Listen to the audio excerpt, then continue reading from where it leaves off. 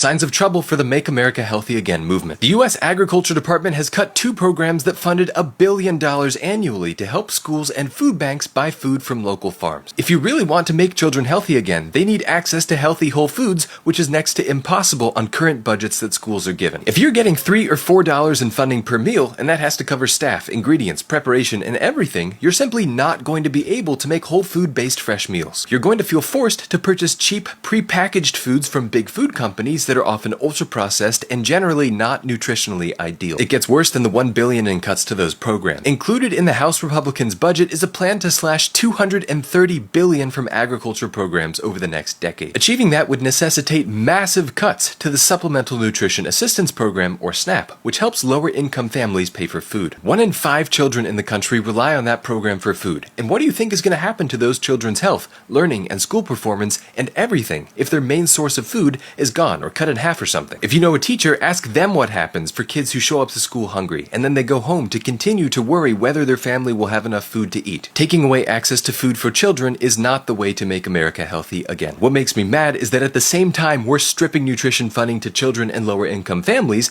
Congress is moving to extend $4.5 trillion in tax cuts, over half of which would go straight to the top 5% of earners. We're literally saying we don't have enough money to feed our children healthy foods in schools because it's too expensive, because we have to give more money to the top 5% of earners. Obviously, giving kids access to fresh whole foods costs a lot of money up front. You'll have to pay more to upgrade kitchen equipment to actually be able to cook food instead of just heating up pre-packaged ultra-processed items. You'll have to train and pay staff to cook those foods, and you'll have to turn down lobbying money from the big food industry, who desperately opposes this plan. But guess what costs a lot of money in the long run? The tsunami of metabolic and cardiac disease that will result from continuing to offer kids honey buns and sugary cereals and hot dogs instead of freshly prepared meals from Whole Foods. This is not even close to being a hard decision, and clearly it's possible if you're willing to fund it. We're going towards the exact opposite of that and pretending we couldn't do it the right way even if we wanted to. We are letting down these kids, and there's a moral issue here, and